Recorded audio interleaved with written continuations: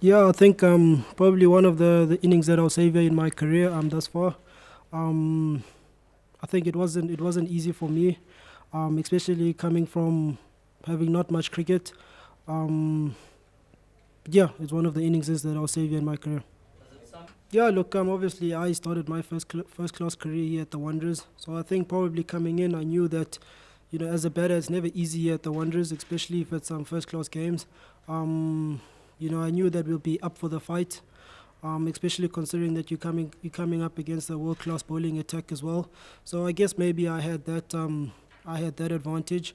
Um, but yeah, Morne was he's very disappointed. He did throw some profanities, um, but he was very disappointed. I kind of felt for him. It kind of took away the disappointment that I had, and you almost had to give him the shoulder to kind of cry on. Yeah, my thinking at that time. I know I generally at the Wanderers in the mornings it's quite hard for the batters to score. The wicket is still soft, so the ball generally nips and swings a bit more. And I was just moving with the belief that later on it will get easy. The bowlers are gonna get tired, and I'll get opportunities to score. I think they bowled very well there in the morning, and I had to respect that. But my confidence and comfort came from that I'd be looking to score my runs later on. No, I'd never be cross at Morne or the other batter. I think I can only look at myself, look back at my innings and say maybe there were opportunities that I let go that I could have turned it into 100. In saying that, I'll take a lot of confidence and comfort from the fact that I was able to assist the team into getting into such a strong batting position, um, and rather just focus on the game and what that requires. Yeah, obviously everyone wants to get 100, especially me. It has been a while.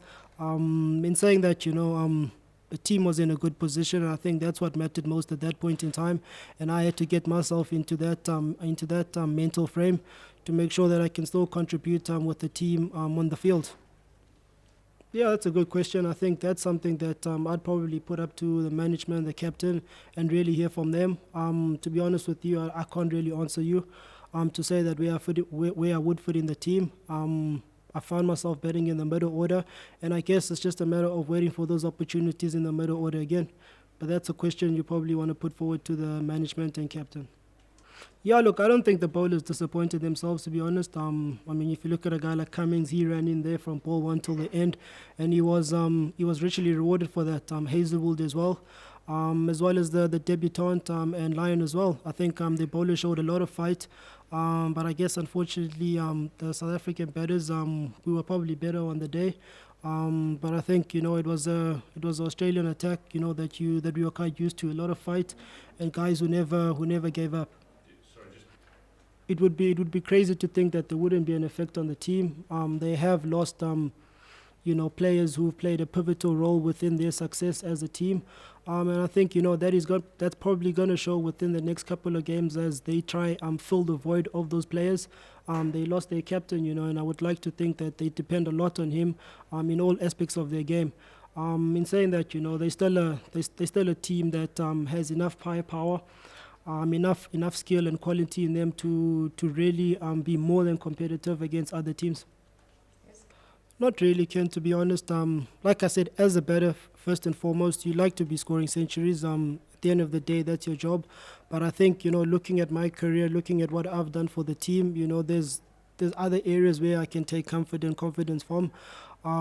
It's not like I second guess my position or role within the team. I know that I've done enough to push for a position within the team. But yeah, I think, in a selfish way, statistically, you probably want to have a lot more hundreds, but I'll take my career as it's panned out so far. I think they should keep coming, they should keep going. I think, some people, those kind of things, they put them down. Other people, they fire them up, and I think I'm one of those people. I think whatever you do, you're always going to have critics. I'm sure AB de Villiers has critics where he's sitting at the moment, and it doesn't really change the person I am. Whether you think I'm a good player, whether you think I'm a bad player, it doesn't really matter. I'm not going to lose sleep on it, so they can keep saying what they want to say, really. Yeah, I had to exercise a lot of discipline. I think my first class career coming up, that's really how I think I was able to get my success.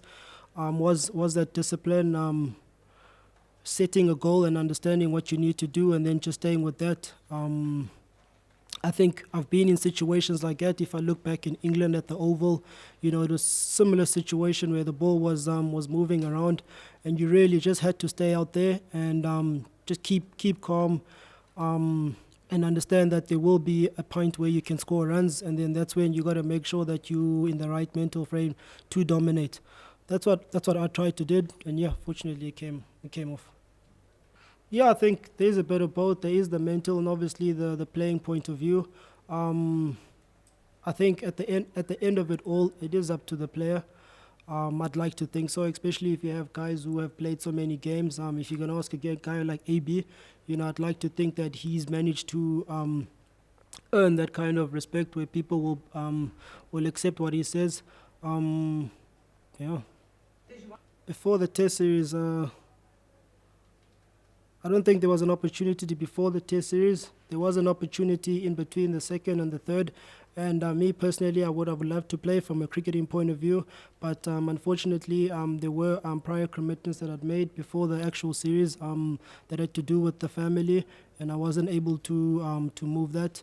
But yeah, if looking back now, I probably would have wanted to play that game. I think first of all, from a batting point of view, we were quite happy that we managed to get over 450.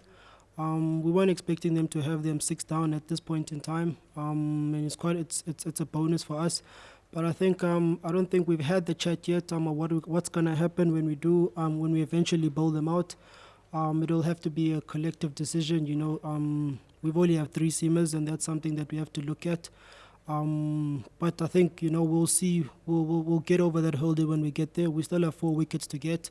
So let's get the 4 wickets first, and then we can start thinking about enforcing the follow-on or batting again.